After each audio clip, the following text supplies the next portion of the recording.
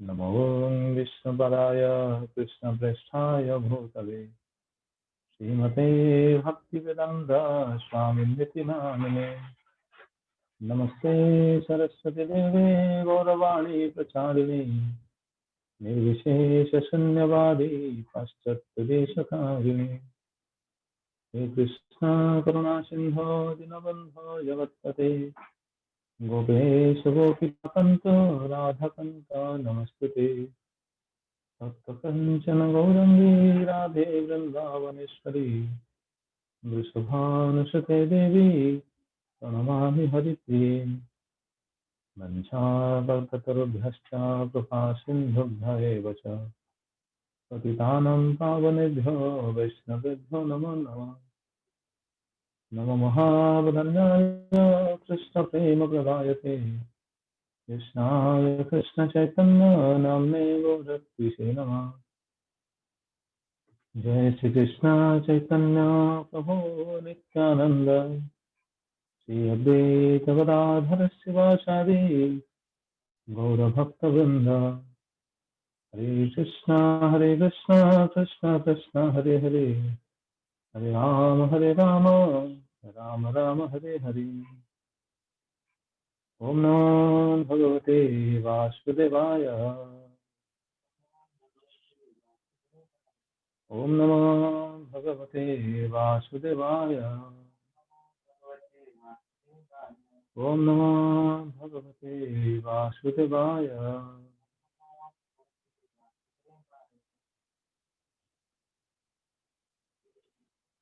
हरे कृष्ण। सर्वप्रथम आपण अंतरराष्ट्रीय कृष्ण चेतना संघ भुवनेश्वर शाखा तरफ धन्यवाद अर्पण करुच्ची जेहेतु श्रद्धा सहित आपने जूम मध्यम एकत्रित हो पार्टी जोड़ी होती विशेषकर आमको सुयोग देते भगवान कथा कीर्तन करने तो प्रसंग क्रमे श्रीमद भगवदगीतार आलोचना कर प्रति सप्ताह गोटे गोटे अध्याय विषय आलोचना करने प्रयास कर सप्ताह कार्यक्रम आम पंचम अध्याय आलोचना करने प्रयास करवा। पंचम अध्याय जहाँ कर्मयोग विशेषकर प्रभुपाद महाराज लिखिं कृष्ण चेतनार कर्म जो कर्मयोग तृतीय अध्याय भी रही पंचम अध्याय कर्मयोग कृष्ण चेतनार कर्म कि कौन से विषय को यह अध्याय प्रभुपाद महाराज भावार्थ माध्यम सूचना देते जहाँ भगवान श्रीकृष्ण शिक्षा देते। तेज आम अध्याय सार वस्तु को श्रवण करने अध्याय अच्छा 29 श्लोक 29 श्लोक को नहीं पंचम अध्याय कर्मयोग कृष्ण चेतनार कर्म। प्रथम प्रश्न अर्जुन प्रथम प्रश्न नुह ये अध्याय प्रथम श्लोक हूँ अर्जुन प्रश्न तेणु अर्जुन प्रश्न पचार जहाँ ताकू नहीं भगवान श्रीकृष्ण बुझापी प्रयास कर प्रश्न कौन रही संन्यासं कर्मण कृष्ण पुनर्योगं च संससि जस्यैतैरेकं तन्मे ब्रूहि सुनिश्चितम्। अर्जुन कहते सुंदर प्रश्न पचार तेरे आगे बुझा उचित प्रश्न कहीं पचार अर्जुन पुणी अर्जुन बुद्धि गोलमाल पड़ी से सन्देह पड़ते से जिज्ञासा करने जाऊँ कारण आम आलोचना क्रमे जहाँ श्रवण कर आसीचे से क्रम आम श्रवण कर द्वितीय अध्याय आलोचना होती कौन विशेषकर सांख्य जगह आत्मा विषय वर्णना होती जड़ बंधन में कि आत्मा आबद्ध हो रहे से विषय को प्राथमिक शिक्षा द्वितीय अध्याय मुख्यतः दि जाती विशेषकर जड़ बंधन रु मुक्ति हमार जो पद्धति जहाँ कहे बुद्धियोग से बुद्धियोग विषय सूचना दी ये द्वितीय अध्याय सिद्धांत। तृतीय अध्याय कौन कहले तृतीय अध्याय से ज्ञान जगह अधिष्ठित होकर व्यक्तिर जो कर्तव्य कर्म न थाए ज्ञान जगह जो व्यक्ति अधिष्ठित होता है तार कौन कर्तव्य कर्म न थाए आम से श्लोक भी श्रवण करते जस्ती से श्लोक जो रही तृतीय अध्याय कौन देखिए 57 नंबर श्लोक 57 नंबर श्लोक हम से जस्तत्मरतिरवश्य आत्मतृप्त मानव आत्मन्यव च संतुष्ट तस्य कार्यं न विद्यते। जी बुद्धियोग स्थिर अच्छी ज्ञान जोग जी अधिष्ठित अच्छी तार कौन कर्तव्य कर्म न था कारण से आत्मार आनंद पाए। चतुर्थ अध्याय भगवान श्रीकृष्ण अर्जुन को कौन कहले जहाँ गत थर आम श्रवण करते आलोचना प्रसंग से प्रसंग से कहते समस्त यज्ञर परिसमाप्ति हूँ चिन्मय ज्ञान शुणिले गतथर श्रेयान द्रव्यमय यज्ञ ज्ञान यज्ञ परम तप सर्वकर्माक्षण पार्थ ज्ञान परिसमाप्त। तेरे चतुर्थ अध्याय 33 नंबर श्लोक रे भगवान एक कहले द्रव्यमय यज्ञ अपेक्षा ज्ञान यज्ञ श्रेष्ठ एवं समस्त कर्म समस्त यज्ञ परिसमाप्ति हूँ चिन्मय ज्ञान।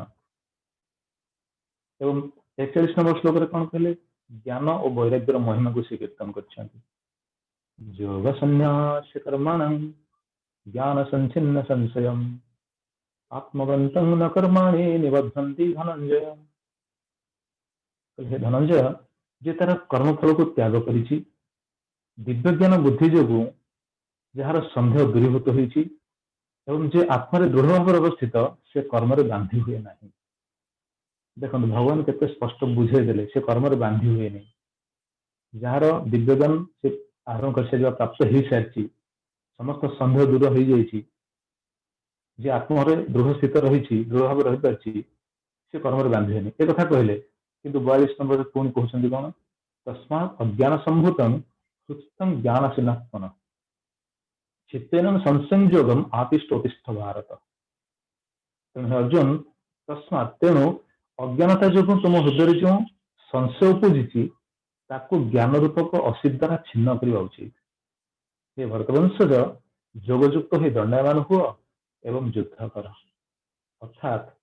इस कौन सूचना मिले अर्थात अर्जुन बुझीपारे कौन बर्तमान पर्यटन अर्जुन बुझिले जे ज्ञानयुक्त वैराग्य अर्थ समस्त प्रकार इंद्रिय कर्म बंद करवा किंतु कृष्ण निर्देश अनुसार कृष्ण निर्देश अनुसार जदि भक्तियुक्त होगी कर्म कराए तेज कि कर्म बंद कराला। तो ये दुईटा जो आलोचना है दुईटा आलोचना हेतु अर्जुन निमंते गोटे कौन है गोटे संदेह सृष्टि है कर्म जोग ना कर्म त्याग क्योंटा ठीक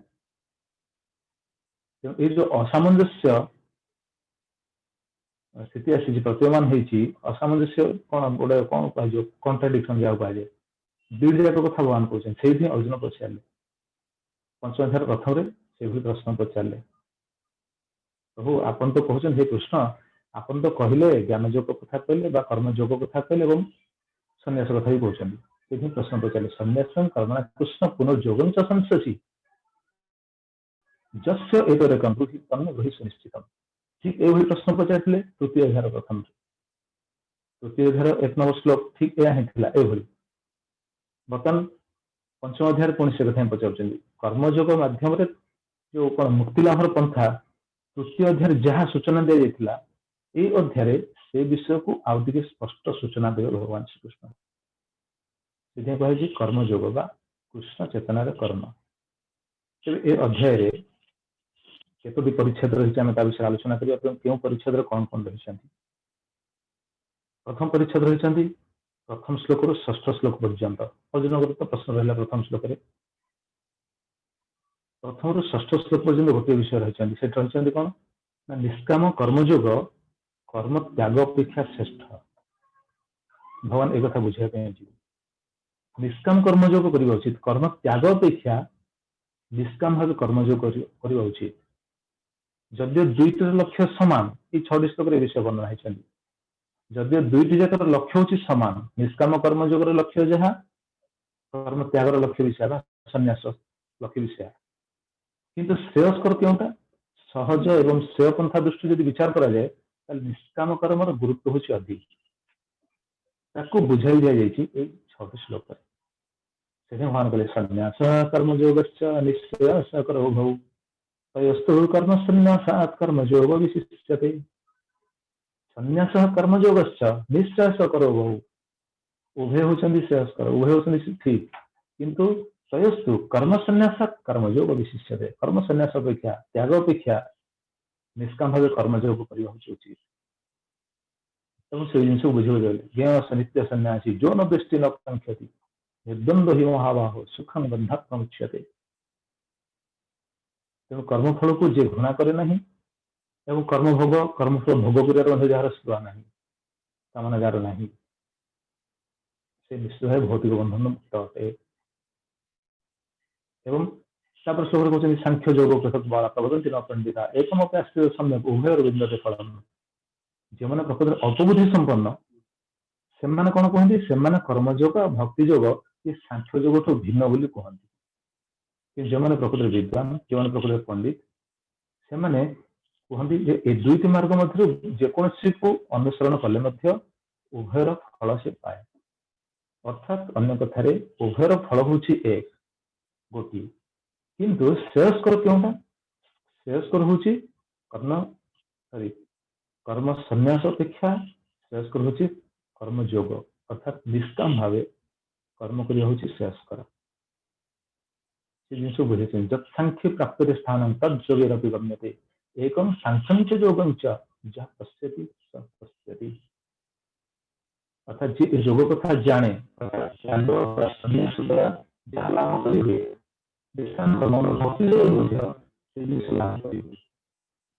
जाने से कौन करे से भक्ति जोगर कर्म एवं संन्यास उभय को एक बोली देखे देखो से विषय को प्रतिपादन करा श्लोक भक्ति जोगर कर्म को एवं संन्यास को कर्म त्याग से एक बोली देखे तेणु सी ही प्रकृति देखे से कहले जह पश्यति सह पश्यति से प्रकृति बुद्धिमान एवं संन्यासस्तु महाबाहो दुःखमाप्नु अजोगता योगयुक्त मृद्ब्रह्म न चिरण अधिगच्छति व्यक्ति यदि भगवान को सेवारे युक्त न हो अजोगत कहले ना संन्यासस्तु महाबाहो दुःखम आप्तुम अजोगत भक्ति योग बिना भगवान को सेवारे युक्त न हो केवल कर्म त्याग करी सुखी हो पार ना एवं युक्त ही कहले योगयुक्त मुनिर्ब्रह्म न चिरण अधिगच्छति जो मैंने भगवान को सेवारे युक्त होती से कौन होती से शुद्ध होता से मुनि ऋषि वृंद से समस्त विशुद्ध होता एवं लाभ कौन होता है अचिरण न चिरण अधिगच्छति अविलंबे परम ब्रह्म को लाभ करते भगवान से प्राप्त होता तेणु मोटामोटी भाव कहवा तात्पर्य ये प्रथम श्लोक रु षष्ठ श्लोक पर्यटन जहाँ रही सार वस्तु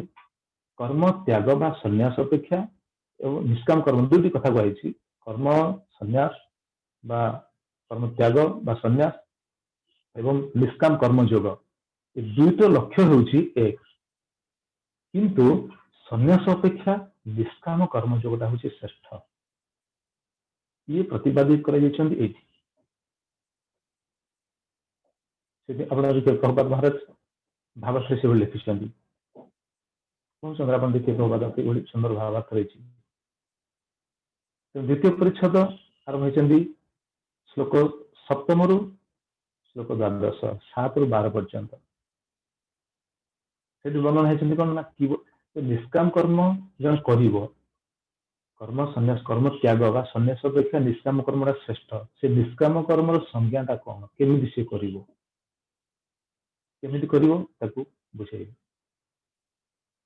जी कर्म अर्थात जी भक्ति जोग सेवारत सी गृहस्थ बा सन्यासी जेकोसी व्यक्ति हो पाए कि जी भक्ति जोग अनासक्त ही कर्तव्य कर्म साधन कर भगवान सहित जी युक्त होता है सी प्रकृति श्रेष्ठ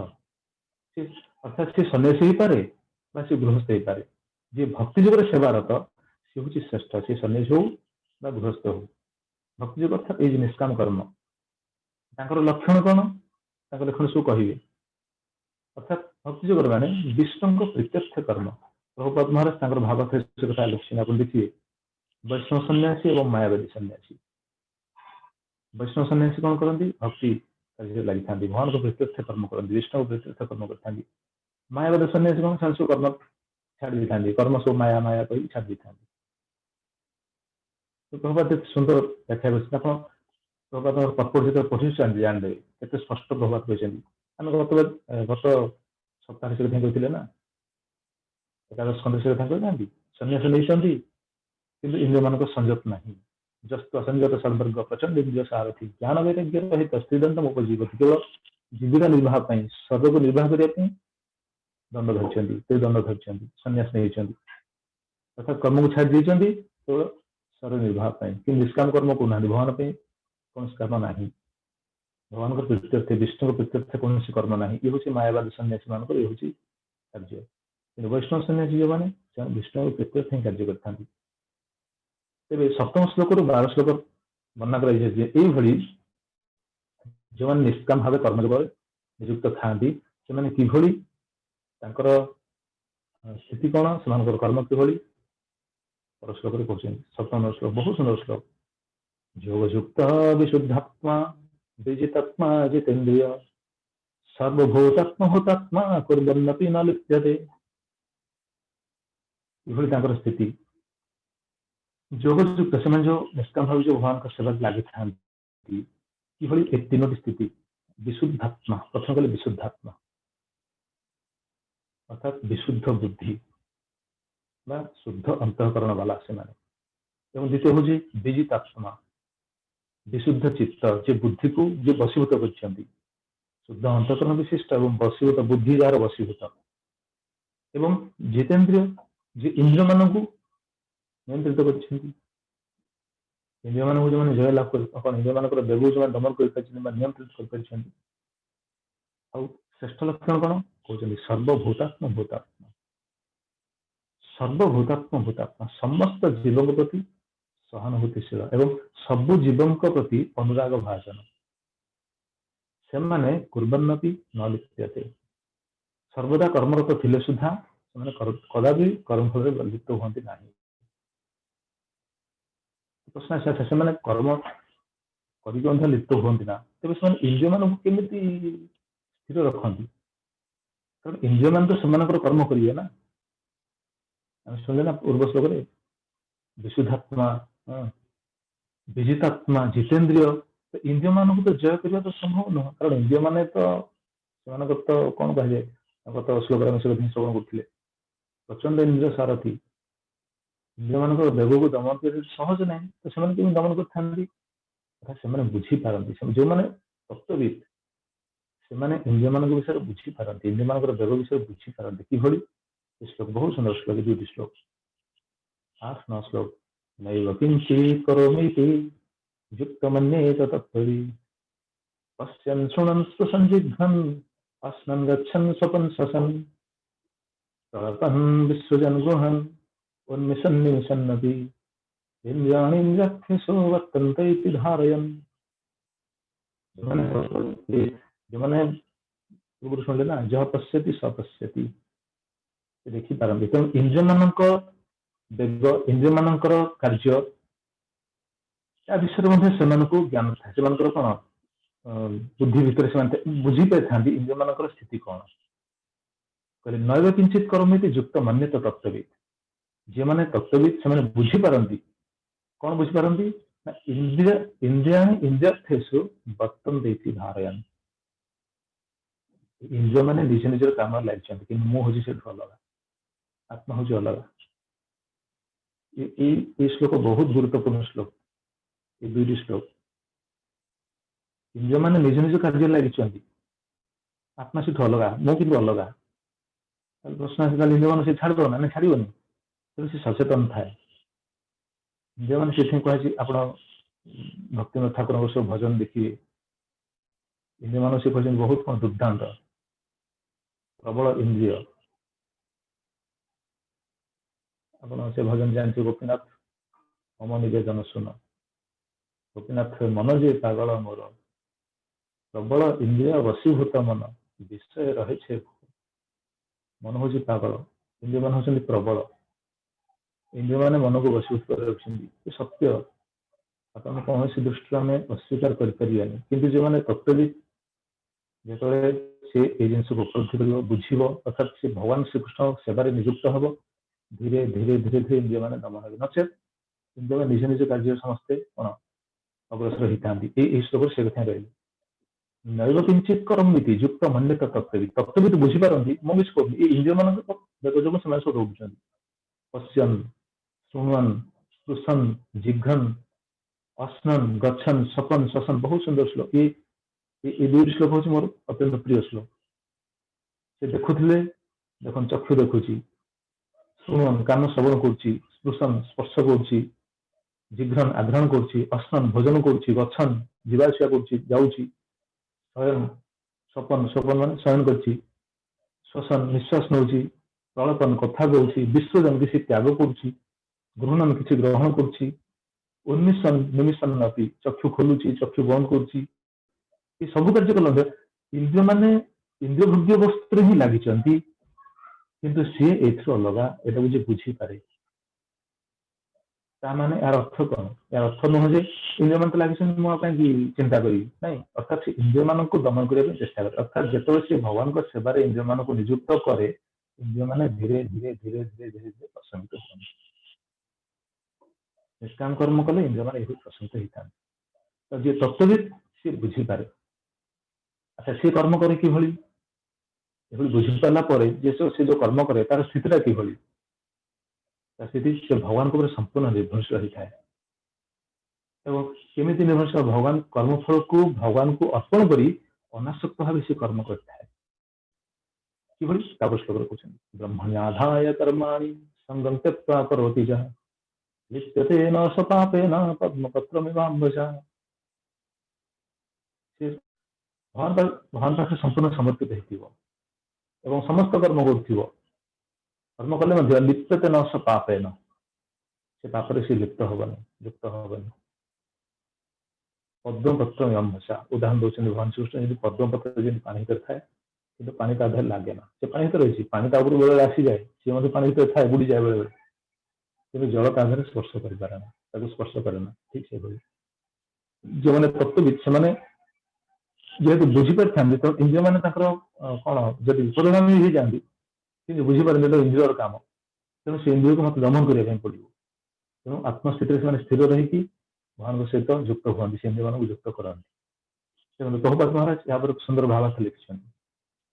प्रभुपाद भावार्थ जो व्यक्ति कृष्ण चेतनशील नुहे से ए जड़ शरीर और जड़ेन्द्रिय धारा कर्म करे किंतु जे कृष्ण चेतनशील से कृष्ण चेतन कर्म करे अर्थात से यही ज्ञान लाभ करें जे ए शरीर हूँ कृष्ण संपत्ति एवं से यह कृष्ण सेवार विनियुक्त होगा उचित अति स्पष्ट एवं अत्यंत गुरुत्वपूर्ण विषय को ये रचना करते श्लोक पत्रा देखिए कृष्ण शरीर हूँ कृष्णकर इंद्रिय मान भी होती कृष्ण सेवाई कि इंद्रिय मान बेग जो रही है निश्चित दौड़ लगाम विहीन घोड़ा भली से भोग्य वस्तु आड़ से दौड़ कृष्ण सेवार तो आम कहला ना हृषिकेण हृषिकेश सेवन भक्ति उच्यते तो आम इंद्रिय मान भगवान को सेवा लगे या नुह गोटे जन्म कौन गोटे दिन करने सक्षम हो इंद्रिय मान को दमन करने सक्षम हो नुह कि इंद्रिय मान भगवान को सेवा लगे लगे लगे लगे धीरे धीरे इंद्रिय मान बसी होता है तो से जो कर्म करती नित्यते न स पापेन पद्मपत्र अम्भसा तेज से कृष्ण केमी कर्म कर श्लोक कहे कर्म कायेन मनसा बुद्ध्या केवलैरिन्द्रियैरपि योगिनः कर्म कुर्वन्ति संगम त्यक्त्वात्मशुद्धये देखो तीन प्रकार से कर्म कर कायेन मनसा बुद्ध्या काय मन बुद्धि अर्थात शरीर द्वारा मन द्वारा बुद्धि द्वारा केवल इंद्रिय एपरिक इंद्रिय मान साहाଯ୍य कर्म करता इंद्रिय मान तो रही ना इंद्रिय मान तो कर्म कर्म करने इंद्रिय मान द्वारा भगवान सेवा कर योगी ना कर्म करती योगी मान कर्म करता संगम त्यक्त्वा आसक्ति छाड़ी अर्थात से कर्म कर आसक्ति विहीन हो आत्मशुद्ध आत्मर शुद्धि एवं काय मन वाक्य जहाँ कहुए काय मन बुद्धि द्वारा इंद्रिय मान कौन भगवान को सेवा लगे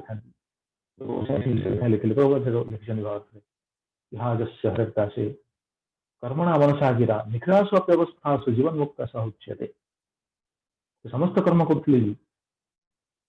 निखिलासु अप्यवस्थासु जीवन मुक्त उच्यते अपन देखिए प्रभुपाद रचना कर भक्तिर समत सिंधुवाणी कर्मणा मनसा गिरा अर्थात शरीर मन बुद्धि सबकि द्वारा भगवान सेवार से निजक नियुक्त करते देख कह तात्पर्य आमर या से कौन कर्म त्याग कले कि कर्म त्याग करना भगवान कहते कर्म त्याग अपेक्षा कर्म योग निष्काम कर्म योगटा हूँ श्रेष्ठ निष्काम कर्म भगवान को प्रीत्यर्थ कर्म हूँ श्रेष्ठ समस्त शरीर मन बुद्धि अगर भगवान को सेवार लगे भगवान इसे प्रसन्न होती श्लोक प्रभुपाद महाराज बहुत सुंदर पद लिखिं अध्याय एत सुंदर सुंदर सिद्धांत रही प्रभुपाद प्रपोर्ट को देखिए बहुत सुंदर सिद्धांत प्राप्त हो पारि। प्रभुपाद ठीक से कथा लिखिं देखते के स्पष्ट लिखिं आप तो गीता रखी पाठ रखी देखुवे से एक कथा भल रकम जाने जे से शरीर तार नुहे से कृष्णकर एवं ए शरीर मध्य कृष्णकर तार जहाँ किसी अच्छी सबको से जो कृष्ण सेवार लगाए से संपूर्ण रूपे कृष्णकर हो जाए एवं तार शरीर मन बुद्धि वाक्य धन जीवन आदि जहाँ प्राप्त होती सबको जितेबाला से कृष्ण सेवार लगाए से कृष्ण सहित युक्त हो जाए से कृष्ण सहित एक हो जाए एवं जो मिथ्या अहंकार व्यक्ति को शरीर बोली धारणा देउछि से मिथ्या अहंकार से मुक्त हो जाए ताहा हेउछि कृष्ण चेतनार उपयुक्त स्थल आप देखिए तेणु कहवा तात्पर्य आउ या विषय आम मन किसी कहीपर प्रभुपाद संपूर्ण बुझेदेले से कर्म कर प्रकृति में सुख पाती से शांति पाती से कथा को बुझेले युक्त कर्म फलम त्यक्त्वा शांतिमाप्नोति नैष्ठिकीम् अयुक्त काम कारेण फले सत्व निबध्यते युक्त मो ठारे युक्त जो कर्म करती युक्त मो सहित युक्त हेबे एवं कर्म फलम त्यक्त्वा कर्म फल को कौन कामना नथिबो से शांति आप्नोति नैष्ठिकीम् से अनन्य भाव मो सहित युक्त होता प्रकृत शांति प्राप्त होती किंतु जो मैंने युक्त होती किंतु कर्म कर युक्त न केवल कर्म करती कौन भोग करने उपभोग करते अयुक्त काम कारण अयुक्त मो सहित युक्त हमें कर्म करती उपभोग निमित्त कर्म फल को भोग करने निमित्त से स्थिति कौन हुए फले सत्व निबध्यते से बंधन में बांधी हूँ देखिए प्रभुपाद भी सुंदर पर्पज लिखिं प्रभुपाद के सुंदर कृष्ण प्रीत्यर्थ आम कर्म हवा उचित कृष्ण प्रीत्यर्थ आम कर्म हवा उचित ना शरीर और संबंधित व्यक्ति प्रीत्यर्थ कर्म हवा उचित आम जब शरीर पर कर्म करुचे शरीर संबंधित व्यक्ति कर्म करुचे अर्थात से कर्म प्रति जब आम बेसी आकर्षण रही आसक्ति रही तेज बंधनटा रहा से भोग कर्म फलटा को उपभोग करने आसक्ति रहा इच्छा रहा लालसा रहा ना तेज बंधन निश्चित हम ता मान ना सब कर्म छाड़ा नहीं सब कर्म कर किंतु विचार कर उचित कि तो 7 श्लोक रु 12 श्लोक पर्यटन विषय को भगवान बुझे निष्काम भाव में कि कर्म कराए एवं यही निष्काम भाव कर्म कले कर्म बंधन मुक्त हो पारे सब कर्म करेंगे जहाँ भक्ति ठाकुर भजन सब कहते समय ना भक्ति ठाकुर भजन से ना प्रभु ये संसार में रही संसार में रही केवल गोटे प्रहरी भली गोटे उदाहरण बुझीपर स्टेट बैंक सिक्यूरीटी रही सिक्यूरीटी स्टेट बैंक रही किंतु सिक्यूरीटी स्टेट बैंक को संपूर्ण सुरक्षा देवा सत्वे भी से दाबी कर बैंक मोर गोटे सर्वेंट हिसाब से ड्यूटी कर ठीक से आम जब मो घर मो परिवार मोर आत्मस्वजन मो शरीर ये विचार जब कर्म करवा तेज पछे कौन रही पछे निश्चित रोचे कर्मफल को भोगार कामना पछे निश्चित कर्म बंधन में बांधार सूचना मिले तेज समस्त कर्म करिए अनासक्त भाव यही शिक्षा ही देते भगवान 7म श्लोक रु 12 श्लोक पर्यंत कर्मयोग व निष्काम कर्मयोग निष्काम भाव में कर्म कि कराए एवं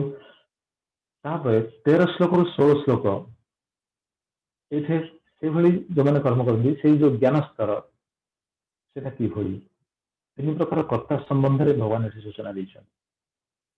अर्थात इस स्तर में जीव जी की 3 प्रकार कर्ता आप देखिए जीव जी की प्रथम कर्ता सी जानीपे जे देहगत समस्त कर्म अर्थात ये हूँ तृतीय कर्ता परमात्मा द्वारा परमात्मा अनुमोदन हेतु जड़ा प्रकृतिर 3 गुण द्वारा ये हूँ द्वितीय कर्ता द्वारा आप संपादित होता है अर्थात 3 जन कर्ता ये ज्ञान से स्थिर थाए ये ज्ञान को से बुझीपे तो जोटा आप बुझा संभव हो पारे न हो पारे मुझे कहीपी कि श्लोक गुड़ा देखिए बुझीपारे या सिद्धांत हूँ 13 श्लोक रु 16 श्लोक पर्यंत ए विषय बुझाई ज्ञान स्तर 3 प्रकार कर्ता संबंध में विशेष विवरणी देखो केते सुंदर। अपन देखिए 14 श्लोक देखिए, न कर्तृत्व न कर्माणि लोकस्य सृजति प्रभु, न कर्मसंयोगं स्वभावस्तु भवति, न कर्तृत्व न कर्माणि लोकस्य सृजति प्रभु, न कर्मसंयोगं से कर्मफल सृष्टि करे ना, स्वभावस्तु प्रवर्तते। इस प्रकृति तीन गुण द्वारा करा जाउछि। तो कौन देखिए से तीन प्रकार कर्ता देखि पारे। प्रथम कर्ता आसी जानी पारे जदि से सब करुछि, किंतु देहगत समस्त कर्म आपे तो संपादित होछि केमिति जड़ा प्रकृति त्रिगुण द्वारा। आम तीन गुण होते रही ना, तीन गुण होते रही बोली आम कर्म बंधन बांधिक रही से भगवान आगू कहे अर्जुन तुम्हें तीन गुण ऊर्ध्व जाओ, तीन गुण ऊर्ध्व जा कर्म कर। तीन गुण ऊर्ध्व जा कर्म रोचे कौन कि निष्काम कर्म। अर्थात से बुझीपारि ये विषय को। तेरे आप देखिए 15 श्लोक ये विशेषकर जो 13 श्लोक रू 16 श्लोक पर्यंत ये विषय वर्णन है। 15 श्लोक से नावत्य न चले सुखतम विभु अज्ञान नावृतम ज्ञानम तेन मुझे जनतव। पुण्य व पापर फल से ग्रहण करती ना। जीव मानकर ज्ञान अज्ञान द्वारा आवृत होते मुह्यमान हमें भगवान इस कौन भगवान से सब ग्रहण करते ना। किंतु साधारण व्यक्ति बुझा जो जीव ज्ञानालोक प्राप्त हुए, ज्ञानालोक प्राप्त है बुझीपारे। अच्छा ज्ञानालोक प्राप्त नहीं बुझीपारे केमी कहते सी केमी बुझीपारे ज्ञानेन तो तद ज्ञानं ये संनाशितमात्मन येषाम् आदित्यवज्ञानं प्रकाशयति तत्परम्। आदित्यवत् ज्ञानम सूर्य उदित हेले कौन होता है, सूर्य उदित हेले जगत समस्त आड़े समस्त अंधकार को सी कौन करते नाश कर देता है। सूर्य रश्मि समस्त अंधकार को दूर कर देता है। ठीक से भली सब आलोकित होता है। ठीक से भली जो व्यक्तिर अज्ञान विध्वंसकारी जो ज्ञान प्राप्त हो जाए से ज्ञान लोकरे कौन होता है, तार अज्ञान समस्त अज्ञान जो अंतरस्थ अज्ञान थे से सब दूर होता है। ये सब जिनस को स्पष्ट बुझीपारे पाखे सब उद्भाषित हो। तृतीय परिच्छेद विषय चतुर्थ परिच्छेद रही श्लोक 17 रु श्लोक 26 ये रही परमात्मा कैन्द्रिक मुक्ति। ये परिच्छेद विषय रही अर्थात जो मैंने ज्ञान स्तर में अधिष्ठित हो भक्ति पूर्वक चेतना को परमात्मा ठारे स्थिर करती एवं समस्त जड़ विषय प्रति समभावापन्न था से अचिर मुक्ति लाभ करती। ये विषय को बुझाई 17 श्लोक रु 26 श्लोक पर्यंत। भगवान के सुंदर स्पष्ट कहले देखो तद्बुद्धय तदात्मान तत्निष्ठा तत्परायण गच्छन्ति अपनरावृत्ति ज्ञान निर्धत कल्मषा। स्पष्ट तद्बुद्धय जार बुद्धि सर्वदा भगवान पाखे लगी रही है, परमात्मा पाखे लगी रही है। तदात्मन जार मन सर्वदा भगवान पाखे लगी था, बुद्धि लगी मन लगी। तत्निष्ठा जार मन केवल भगवान को सहित उद्दिष्ट, भगवान को भगवान को निमित्त ही जार मन को से नियुक्त करछि केवल आ कौन नहीं से कहले निष्ठा तत्निष्ठा एवं तत्परायण जे संपूर्ण रूपे भगवत परायण शरण नहीं आछि से माने कौन ये कहते गच्छन्ति अपुनरावृत्ति ज्ञान निर्धत कल्मष। से अपुनरावृत्ति गच्छन्ति अर्थात अपुनरावृत्ति माने मुक्ति, पुनः जगत को आसंती ना। ज्ञान निर्धत कर्म से ज्ञान जो समस्त कलमश बहुत हो जाए। अर्थात खाली ज्ञान प्राप्त कलमश बहुत हो जाए कि ना, ज्ञान प्राप्त है अर्थात से ज्ञान वशवर्ती होगी उपयुक्त स्थित रही भगवान कर्म करती निष्काम कर्म करती से बुद्धि से चेतना से समर्पण भाव से निष्ठा से जोगु गच्छन्ति अपुनरावृत्ति। एवं से चेतना किभली थाए कि सर्वत्र परमात्मा को दर्शन करती विषय भी भगवान सूचना देखते आप देखने श्लोक रही सर्वत्र परमात्मा को दर्शन करती। आम से श्लोक को जो पढ़ुचे आम जो अलग समय आम उच्चारण करुचे अलग समय आम बुझापी जाऊे अलग उपाय बुझे था। ये भगवान कहते दृष्टि से चेतनाटा यही सर्वत्र परमात्मा को दर्शन करते बुद्धि जी स्थिर था सर्वत्र देखते कि देखो श्लोक रही विद्या विनय संपन्न ब्राह्मणी रविहस्ती सुनिश्चय स्वपाक पंडित समदर्शी मैंने पंडित समदर्शी समस्त को समान दृष्टि देखते अच्छा समस्त को समान दृष्टि देखते मैंने केमी देखिए समस्त समान दृष्टि तार चित्र भी कर गोटे मनुष्य को गोटे हाथी की गोटे बाघ को गोटे कुकुर को गोटे चंडाल को समस्त को समान दृष्टि देखते अर्थात समस्त भितर परमात्मा उपस्थिति यहाँ से देखिपारती से चेतनाटा ये भगवान पाखे स्थिर थाए परमात्मा पाखे से स्थिर था मन को रखी था स्थिर भाव एवं जार मन ये स्थिर रही जन्म मृत्यु चक्र मुक्त हो जाती देखो केते सुंदर सुंदर सब श्लोक रही तर्जित सर्गो जैसा सामने स्थित मन निर्दोषं कि समं ब्रह्म तस्मा ब्रह्म इति स्थिता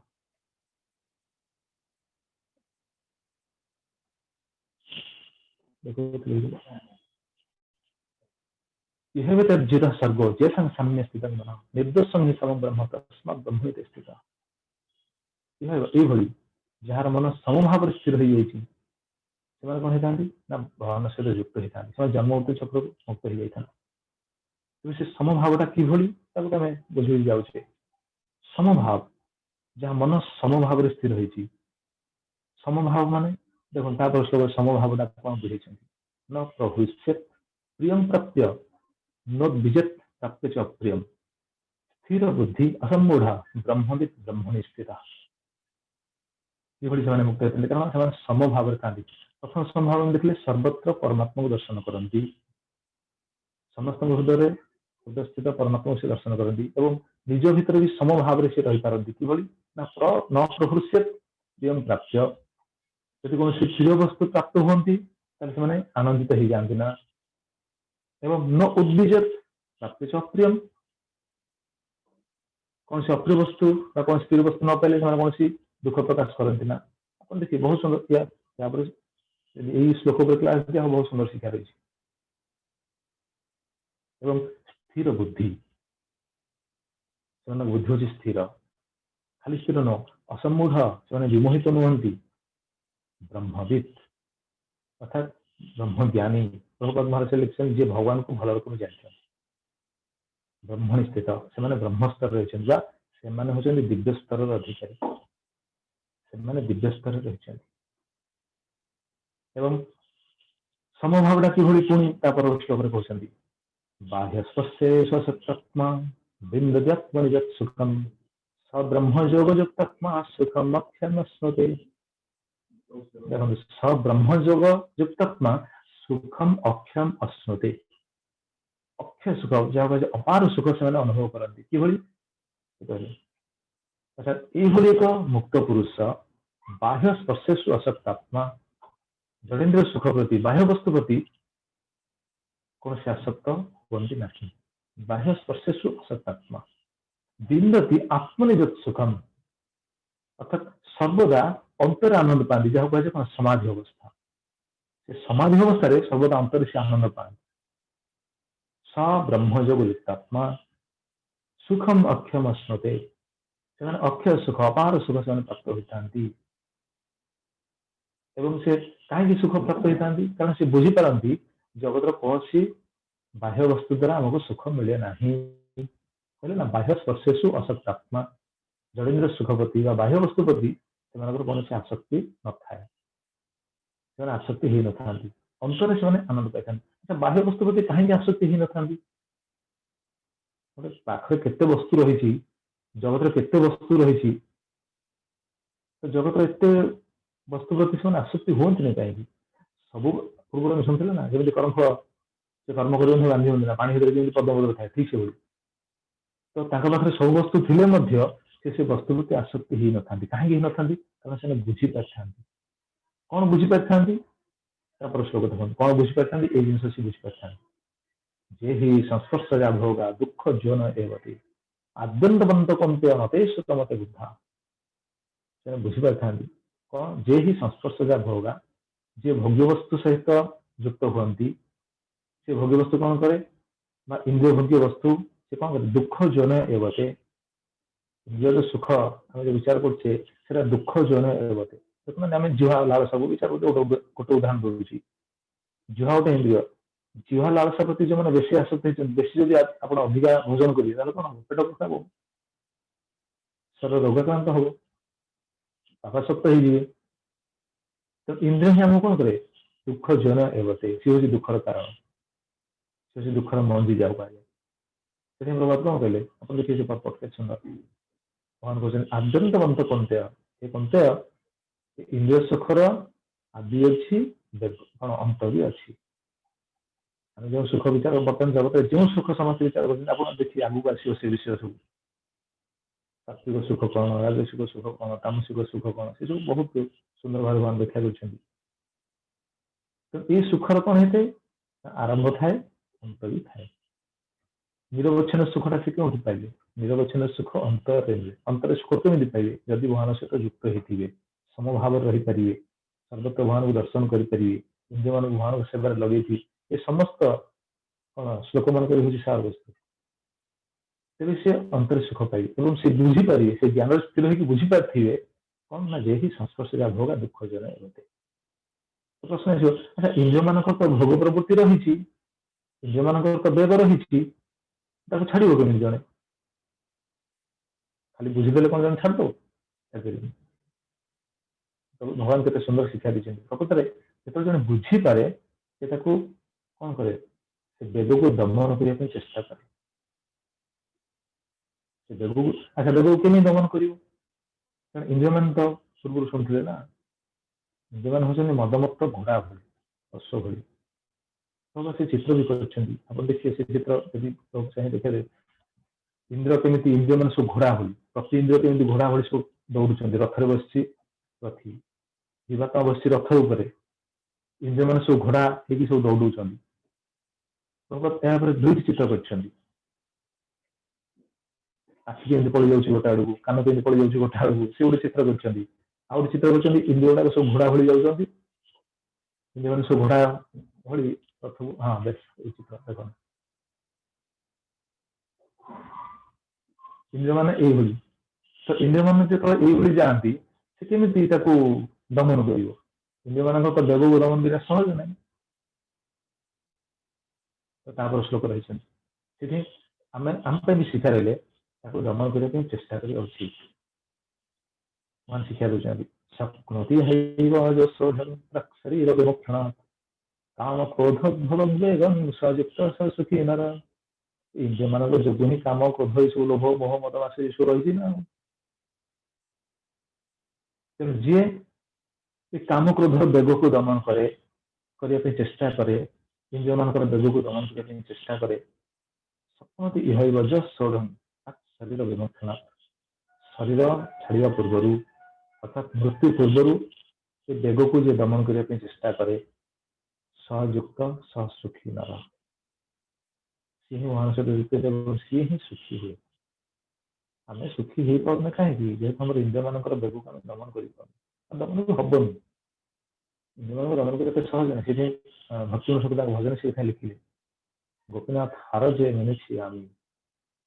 गोपीनाथ हार मानिली अनेक जतन हईल विफल एखन भरोसा तुम अनेक जत्न मुझे इंद्रिय मान दमन करने हईल विफल विफल हो जाए एखन भरोसा तुम बर्तमान आपण ही मोर भरोसा तमें आम खाली कहले हेनी इंद्रिय मान दमन करनी आप भरोसा खाली कहले हेनी इंद्रिय मान भगवान सेवार लगे उचित भगवान सेवार इंद्रिय मान को लगेगा और भगवान पाखे निवेदन करवा तेज भगवान आमको निश्चित साहाय्य करेंगे जो काम क्रोधोद्भव वेगम सयुक्त सुखी नर पुणी भगवान बुझाऊँ के सुंदर देखो जो अंत सुख अंत आराम तथा अंतर्ज्योति सहयोगी ब्रह्म निर्वाण ब्रह्मभूत अधिगछति जो अंत सुख अंत आराम तथा अंतर्ज्योति जो अंतर सुख पाए अंतर से आराम पाए जो अंतर ज्ञान लाभ करे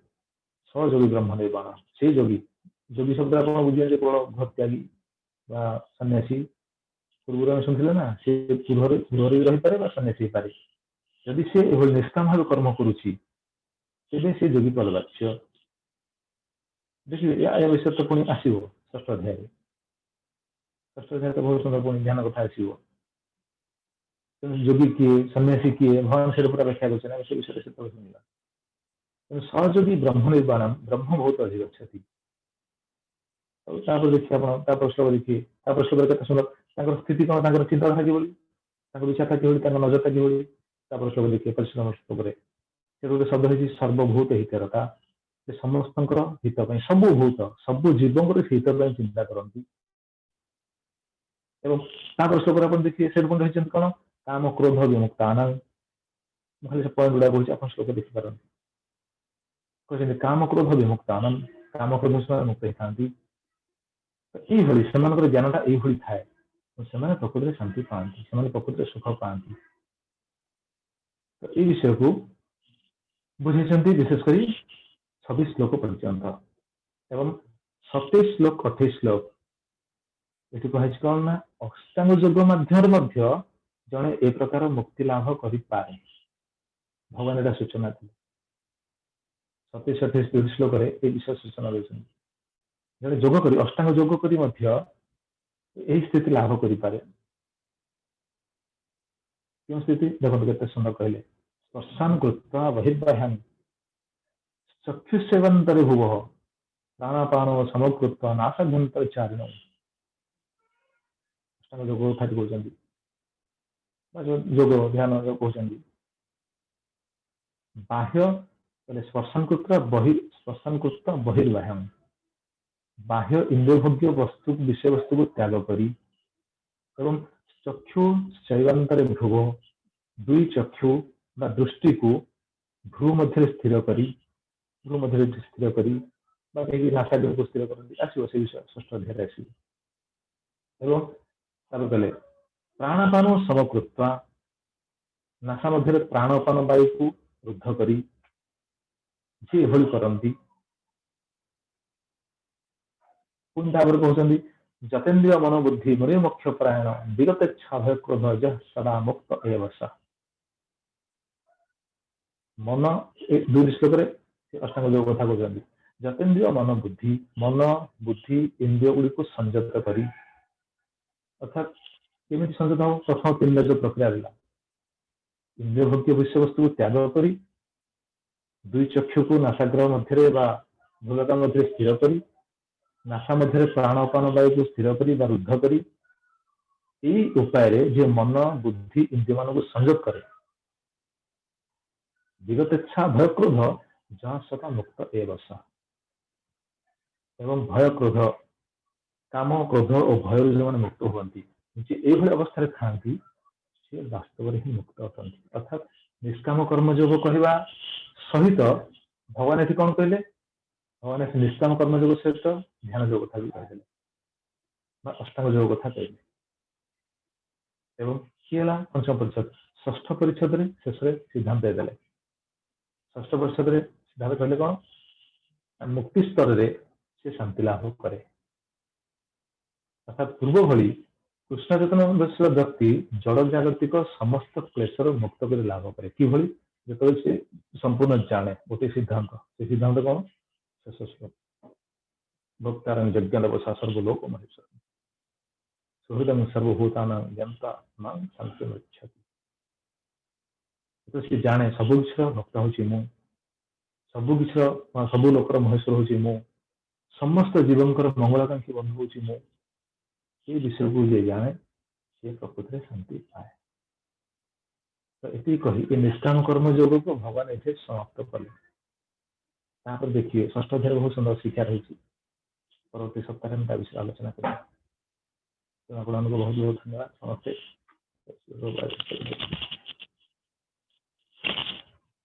तेणु निष्काम कर्मयोग मध्यम भगवान आम शिक्षा देते कौन मुख्यतः यही अध्याय विषय वस्तु है कर्म त्याग अपेक्षा कर्म को त्याग करने अपेक्षा निष्काम भाव कर्म करने अर्थात भगवान को प्रीत्यर्थे भगवान को पाई कौन कर्मफल उपभोग कर कामना न रखी ये कर्म करना श्रेयस्कर जदिव सन्यासर लक्ष्य भी जहाँ कर्म अर्थात कर्म त्यागर लक्ष्य जहाँ कर्म जोगर लक्ष्य भी सेया किंतु कर्म त्याग अपेक्षा संन्यास अपेक्षा निष्काम भाव कर्म स्थिर रहा ही हूँ श्रेयस्कर। कहीं तृतीय अध्याय से सूचना पाई कर्म नक जड़े रहीपर ना। तेज आपण बहुत धन्यवाद। आप समस्ते युक्त होती आमको सुजोग देखते आम कौन योग्यता नहीं आमर विचार शक्ति बुद्धि शक्ति गोटे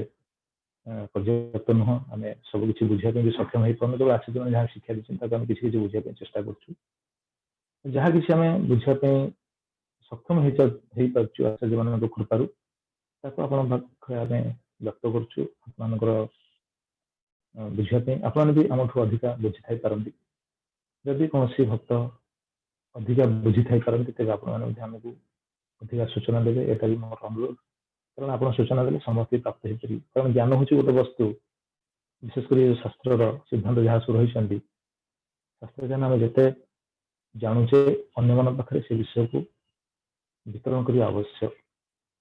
ये हूँ सिद्धांत नचेत से ज्ञान मूल्य किसी ना भागवत से कथा रही तेणु आपने किसी अधिका जानी थी पारती जदि कौन सूत्र आप अधिका जानी थे तेज आपने सूचना देवे। बहुत बहुत धन्यवाद। हरे कृष्ण। यदि कहार किसी जिज्ञासा थाए आप जिज्ञासा कर 2 मिनट समय अच्छे। हरे कृष्ण। ठीक है प्रभुपाद कहती जो सापर जो विषदांत थाए जदि से विषदांत को भांगी दि जाए साप आ किसी हानि करे तो यही माध्यम हमको बुझे आम सेंसेस पूरा जो असुविधा करोची तो ताकू कौन माने सब्यू परिवार माने कौन। हाँ तेणु आम से विषदांत को भांगे केमी बहुत श्लोक रही तेणु केवल गोटे उपाय भगवान सहित युक्त करवा उचित नचेत आम कौन इंद्रिय मान कौन जबरदस्त कौन भांगीदवा ना इंद्रिय मान जमी आखि आम कौन से स्थित को जाए जमी बिल मंगल ठाकुर कौन कले आखिर विपदकामी हो आखि से फुटे देले आम फुटेदवा ना फुटे आम जीवा चाहूँ अलग जिन सेवन करने आम जीवा कौन काटिदवा ना काटि तेणु विषदांत भांगार अर्थ हूँ आम से इंद्रिय मान भगवान सहित युक्त करने चेष्टा करवा प्रयास करा प्रभु से शिक्षा देते आम अलग किसी करें आप कौन इंद्रिय मान तो यही जन्म नुहति ना आसो से विषय आगे आसो बासनाटा रही ना मन सहित बासनाटा रोचे सर आत्मा जो स्वर पाँच से इंद्रिय मान तक भेटी जाऊँ आगे आसो से जो हमें 8 नंबर श्लोक जो पढ़ले जो विद्या बिना संपन्न ब्राह्मण तो ये जो परमात्मा को दर्शन करछन समस्त हृदय एटा कोन भक्त ना एटा योगी माना नहीं समस्त भक्त मध्य समस्त हृदय भगवान को दर्शन कर जदि ये योगी मान कथा कह योगी मान क्यों योगी कथा कह भक्त योगी कर्म योगी कथा कह योगी मान साधारण योगी नहीं कर्म योगी अर्थात जो भगवान सहित युक्त ही कर्म कर कथा कह योगी मैंने बहुत योगी अच्छा श्रेष्ठ योगी किए कृष्ण भक्त भक्ति योगी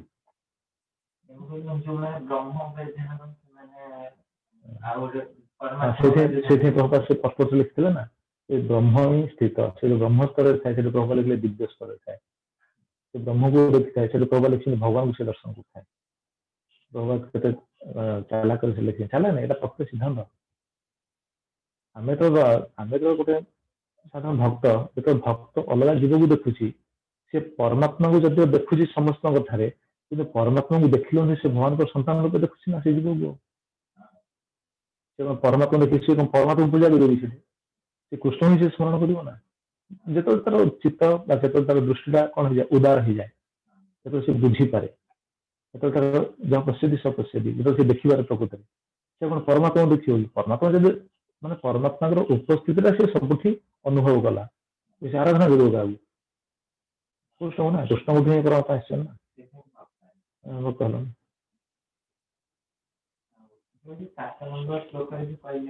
भक्त विशुद्धात्मा विजितात्मा जितेंद्रिय तो 3 प्रकार लोग विशुद्धात्मा विजितात्मा जितेंद्रिय हाँ माने जे मन को वशीभूत कर बुद्धि को काबू कर इंद्रिय मान को दमन कर स्थिति हूँ या तो करें भगवान सहित जो युक्त हम सेटा तो हुए धीरे धीरे से स्थिति हूँ अर्थात से पूर्व से कथा ना निष्काम कर्म जो जड़े युक्त हुए तो भगवान से कर्म न करे निष्काम भाव जो कै से तार इंद्र मैंने सब हो जाती ये कौन चिन्मय स्थिति को आसी जाती बुद्धि स्थिर हो जाए चेतना स्थिर हो जाए मन स्थिर हो जाए निष्काम कर्म न कले आसोनी निष्काम कर्म कले से बुद्धि जो स्थिर हम गत थर आम सब निष्काम कर्म भगवान जो कर्म करुचे जहाँ भी जन भगवान सेवा कर भगवान उद्देश्य सेवा कर तार किसी भोग कामना रही भगवान प्रति प्रीति ना निष्काम भाव से करूनी कौन है फल मिल क्यों फल मिल कौन प्रेम मिल ना पुण्य फल मिल सिद्धांत अलग आगे दिव निष्काम भाव मैंने कौन सी कामना ना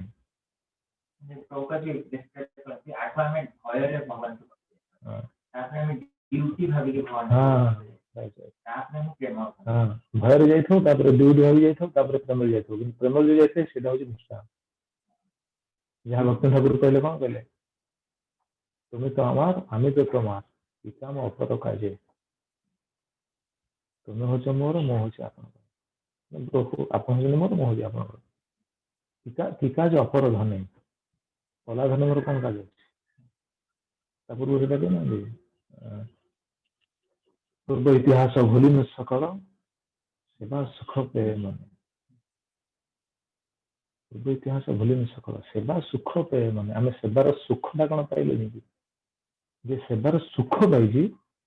हूँ निष्काम सेवा आम निष्काम सेवा कर प्रमाण कौन प्रश्न आसपार पुणी नेक्स्ट क्वेश्चन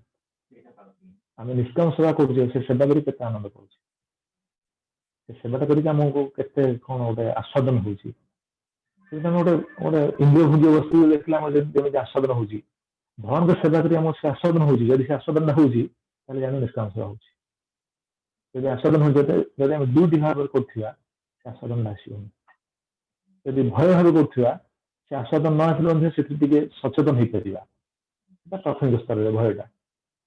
कि सचेतन हो निष्काम सेवा कर आस्वादन हम सेवार गोटे सुख आस्वादन हम यहाँ गोटे भल जिन भोजन कल सुखटा आस्वादन हो सुखटा आस्वादन कर जीवा आस्वादन कर जीवा आस्वादन कर भल टेस्टी जिन ठीक से सेवा जो कर सेवार प्रति इंद्रिय मान तो सेवार लगे इंद्रिय मैंने से आस्वादन करेंगे भगवान कथा शुणुचे जब प्रकृति आम निष्काम भाव शुणुचे कथा श्रवण कर भगवान प्रीत ना आम शुणुचे आम कन रसायन भाई विचार करें जब भगवान को प्रीत कथा आम शुणा से कथा जमी हेल्ले भी आम भल लगे कथा शुणुची भगवान प्रसन्नता भाव से रही बहुत उन्नत स्तर सेवा कर भगवान को प्रीति सब किसी से आम जो रहा नहीं भगवान मुक्ति श्रवण कीर्तन विष्णु स्मरण पाद सेवन अर्चन बदन राशि सख्य आत्मनिवेदन कौन करें कौन कहले पुंसर्पिता विष्णु भक्ति नवलक्षण ये पुंसार अर्पिता विष्णु ताकू भगवान को अर्पण कर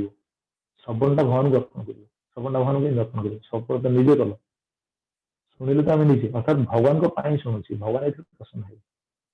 कीर्तन करे भगवान ये प्रसन्न होती अर्थात भगवान निष्काम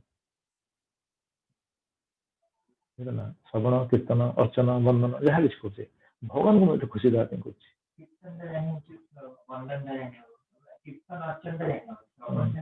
सबनटा भी से ना मुझे शुणुची सबनटा केमी जान डाउट जो रोचे केमी जान अर्थात भगवान को कृपार मत सुजोग मिली कम से कम बसी भगवान कथा शुणी पार तेणु ध्यानस्थ शुणी भगवान जमी खुशी है भगवान खुशी हूँ कहीं भगवान खुशी है प्रकृति में मो कथा शुणुची आम आम कथा गोटे साधारण कथा बुझे सहज उदाहरण द्वारा जब आमर कौन जगह ग्लोरीफाई हो ग्लोरीफाई ग्लोरीफिकेशन हो आम आम जी ग्लोरीफिकेशन करूँ आम नजरटा तापर जाऊँ कि नहीं आम ग्लोरीफिकेशन जी शुणिक आनंद पाऊ आम नजरटा तापर जाऊँ कि नहीं आम साधारण जड़ शरीर खाली ये भगवान तो सी तो चाहूँ समस्त मो गुणगान करूँ समस्त मो कथा शुणु भगवान तो चाहूँ से यहाँ हूँ भगवान को प्रीत्यर्थ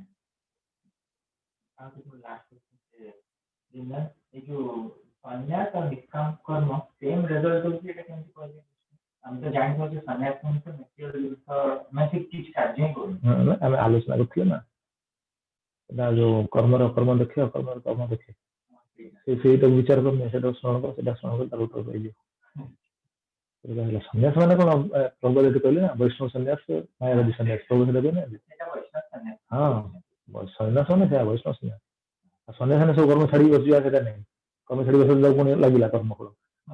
से जो कर्मर कर्म कर्मर कर्म से विचार करना वैष्णव सन्यास अच्छा ठीक अच्छे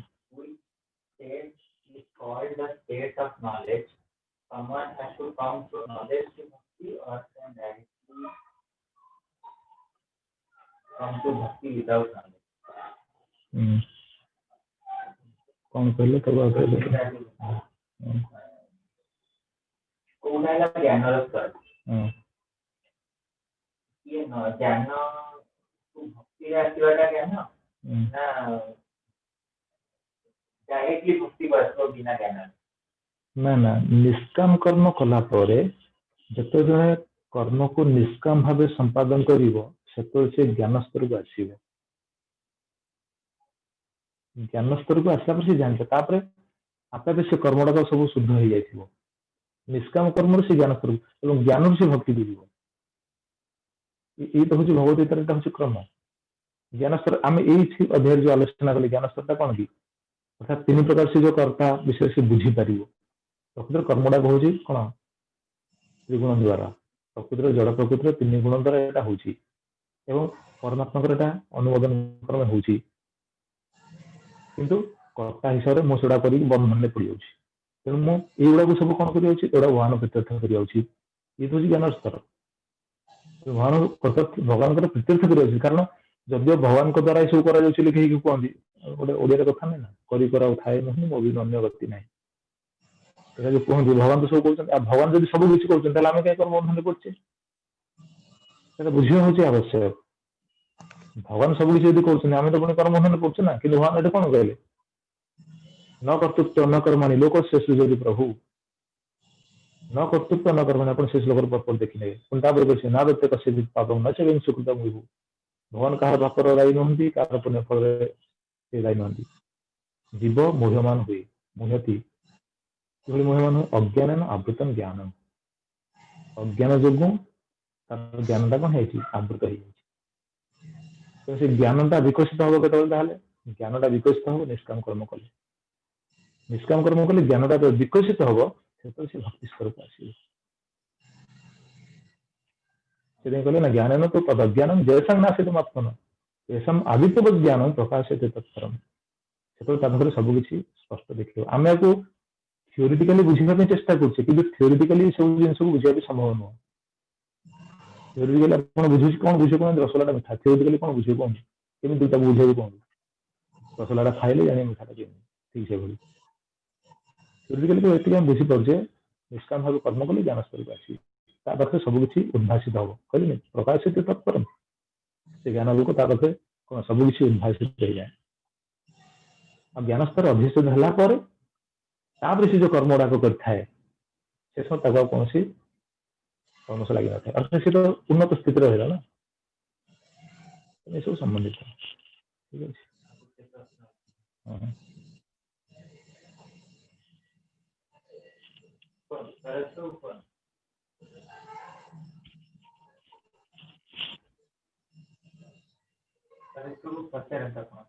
हरि बोल सरस प्रभु हरे कृष्ण प्रभु जी दंडवत प्रणाम तृतीय अध्याय कर्मयोग और पंचम अध्याय कर्मयोग मध्य पार्थक्यटा कौन पार्थक्य आप शुणिले बुझे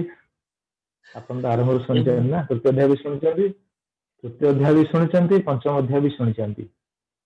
तेणु तृतीय अध्याय विशेष विवरणी को पंचम अध्याय कहुई तृतीय अध्याय जहाँ अर्जुन डाउट था बुझे दी जाए तेणु निष्काम कर्म कि करा जाए निष्काम कर्म जो मैंने करती से स्थिति कि निष्काम कर्मर संज्ञा पंचम अध्याय स्पष्ट बुझे दी जाए तृतीय अध्याय भी बुझे दी जाए कि अर्जुन से जेहतु बुझी पार ना पुणी जिज्ञासा कर आम शुणिले ना तृतीय अध्याय कौन शुणी चतुर्थ अध्याय कौन शुणिले अर्जुन कहीं प्रश्नटा पचारे प्रथम आपन तो सांख्य योग कथा कहते कर्म सन्यास कथा कहले कर्म योग कथा कहले दुईटी जाक कथा कहते दुईटी जाकर फल ठीक क्योंटा ठीक पुणी आप कहले कर्म त्यागटा भी ठीक पुणी मत कौन युद्ध प्रवृत्त हो आम कथा आरंभ से आलोचना करते ना तो अर्जुन का जो डाउट अच्छे अर्जुन बुझीपार ना भगवान पुणी तृतीय अध्याय कथा बुझे कहवा तात्पर्य अर्जुन जदि बुझीपार ना आम कौन बुझा अर्जुन आज्ञा भली भगवान सेतिबे व्यक्ति हमर जो रहिछि अर्जुन जे अन्य जो भगवत गीता रही कृष्ण चेतना कर्म लिखा है खाली कर्म लिखा है तृतीय अध्याय भी कर्म आ पंचम अध्याय कर्म किंतु हमर इस्कन भगवत गीता लिखा है एटा होची कृष्ण चेतना कर्म माने कृष्ण को पाई आमे जो कर्म करिवा सेटा कथा सेति मु पचारली कारण समस्त को मन रे प्राय डाउट अछि तो अलग भगवत गीता जहाँ सब रही प्रभुपाद भगवत गीतार पत्र देवा पूर्व बहुत गीता प्रचलित था जगत में आप देखुना आम जहाँ अनुभव करुचे बर्तमान आप इस्कन सहित जोड़ी होती आप निजे भी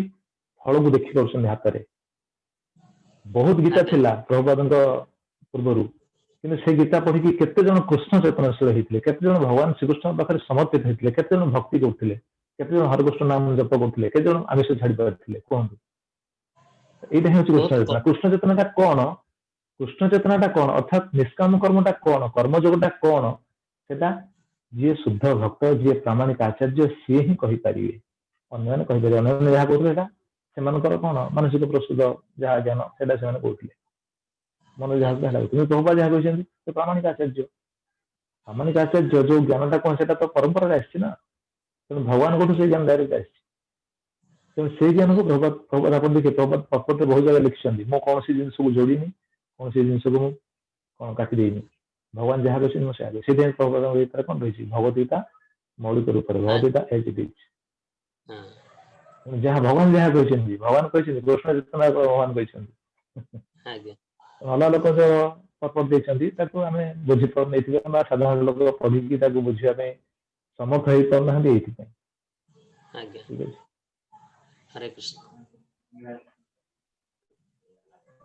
हरि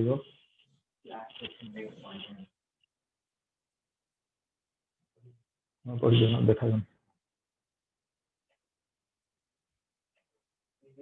प्रभु पचारछंती